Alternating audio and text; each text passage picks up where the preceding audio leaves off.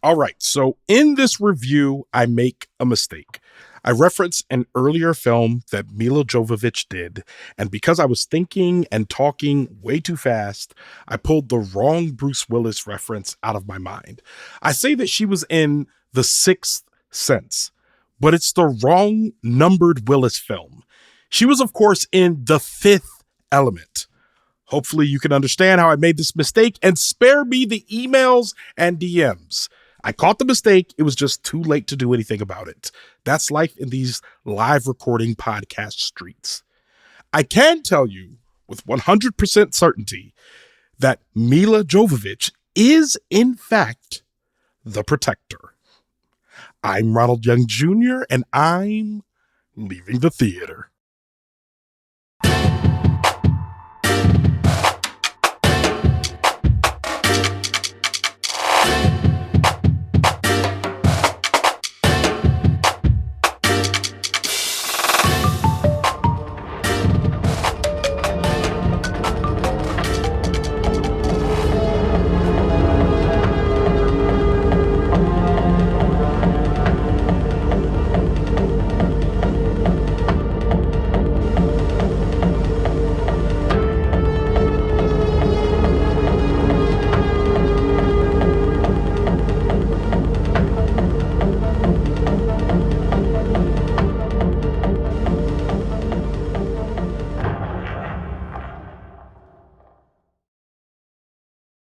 All right, this is Ronald, and I am leaving the theater after seeing Protector.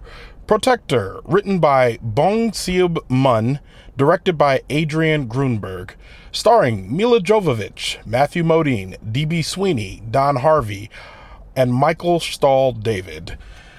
Per usual, for a complete listing of the cast and crew, you can check out the link in our show notes. It is just me today.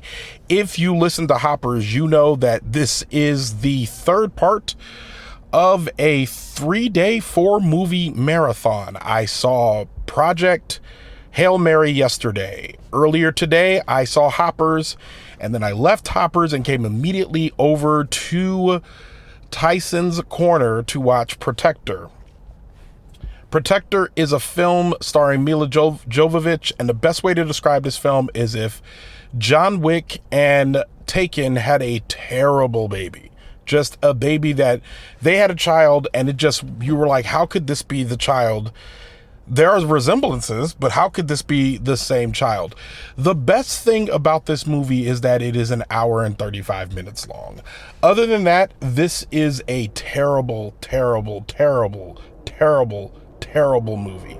Everything, there's little things like there's a way that Milla Jovovich is talking that is making me think she did something to her mouth, or she's trying to do an accent. Either way, it does not work. I almost want y'all to go see this movie so y'all can know what I'm talking about. Milla Jovovich is a former soldier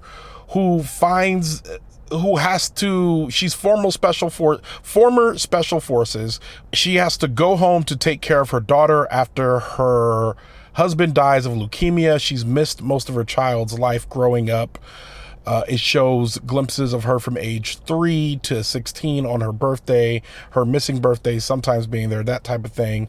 Her father dies of leukemia, therefore she has to go home and take care of her daughter. So her husband dies of leukemia, and she has to go home and take care of her daughter. She goes home to take care of her. She decides that she wants to go out for her 16th birthday instead of hanging out with mom. They have a little bit of a fight, and then she goes to a bar. She is human trafficked. Milla Jovovich goes to try to save her, and that is the rest of the film.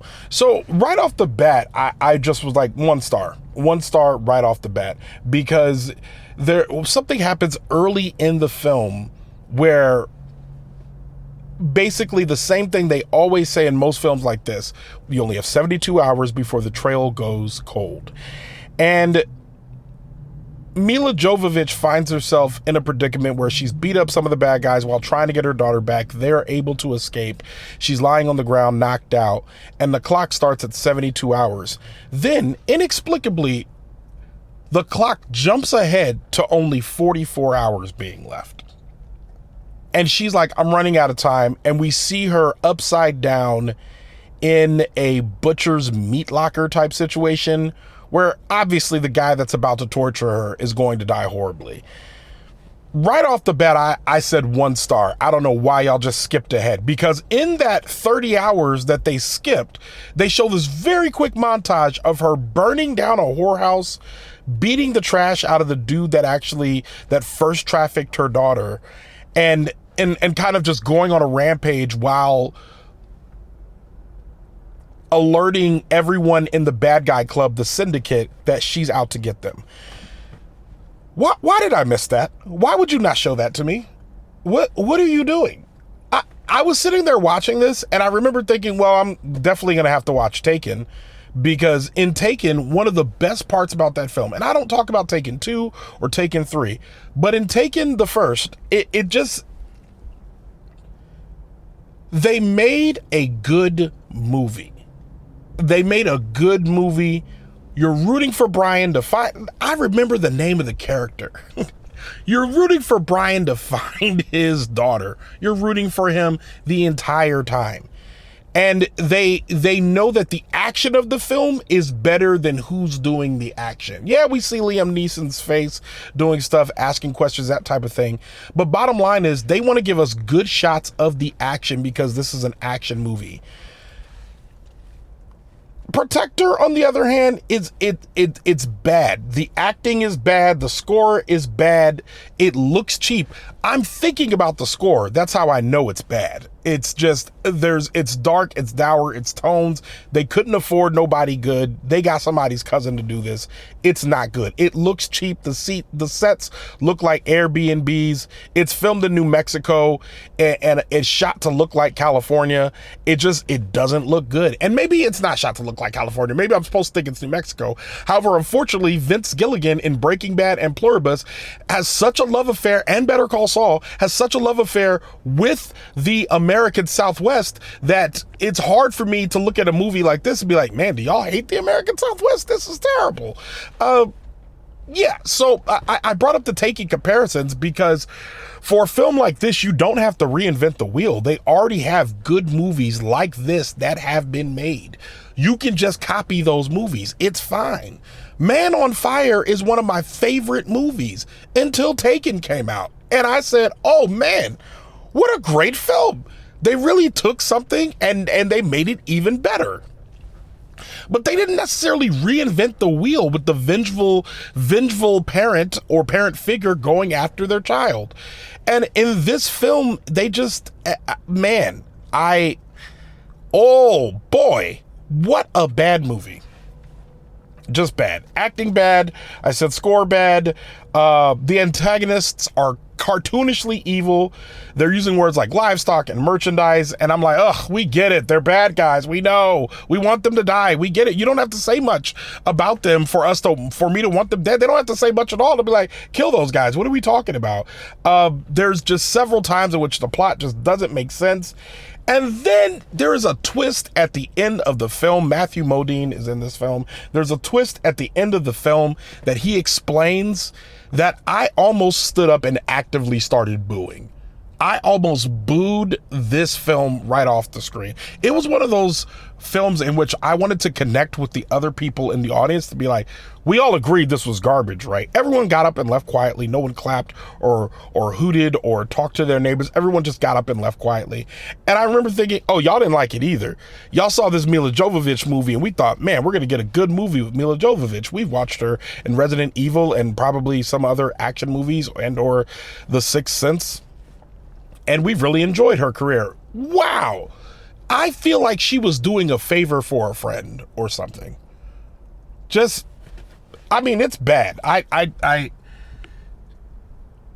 don't think I need to say that it's bad much longer. It's a bad movie. That being said, better than Scream 7. With all that, 1.5 of 5 stars. That's right. I would still watch this before I watched Scream 7 again. That's right. You heard me. 1.5 stars, not quite 2, not very good, not as bad as Scream 7. And with that, Leaving the Theater is a production of Oh It's Big Ron Studios. I mixed this episode. You have heard me talking about this 4-movie 3-day marathon in which I have just done my double feature.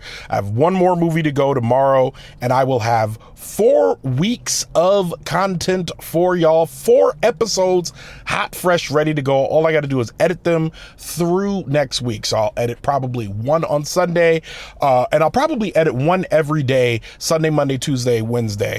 Just to make sure that I'm ahead of schedule and that everything's coming out nice. If you are in the Patreon, you will be getting Project Hail Mary this Friday. Now, here's the interesting thing about this. No one who's in the Patreon is probably hearing what I'm saying now because this part of the episode is not in the Patreon. So I'm only telling y'all that are not in the Patreon that this Friday, everyone's going to have the Project Hail Mary review, and you're not going to get it until Monday because you're not in there. Now, I'm working hard out here. I'm watching these movies. I'm giving you my little thoughts on them. I'm forcing my opinion on you. As Curtis said one time to me, this is what I do because I love movies way more than you do. Oh no, why is he getting personal with the audience? It's been a long day. All right. I've done a lot of labor for y'all. It's a labor of love, but it's still labor. If that means something to you, please join the Patreon, patreon.com/Oh It's Big Ron. Join because that was a really good pitch. Just join and say, you know what, Ronald made me smile, I'm gonna join. Or you could go to the link in our show notes. Show art from Heather Wilder. Theme music by the mysterious Breakmaster Cylinder. For more information about Protector, check out our show notes. You can follow me on Instagram, Blue Sky, TikTok, Threads, or Letterboxd at Oh It's Big Ron. That's at OHITSBIGRON. You can find out more about this show and other Oh It's Big Ron Studios shows by following us on Instagram at Oh It's Big Ron Studios. Leaving the Theater will be back soon. Thanks for listening.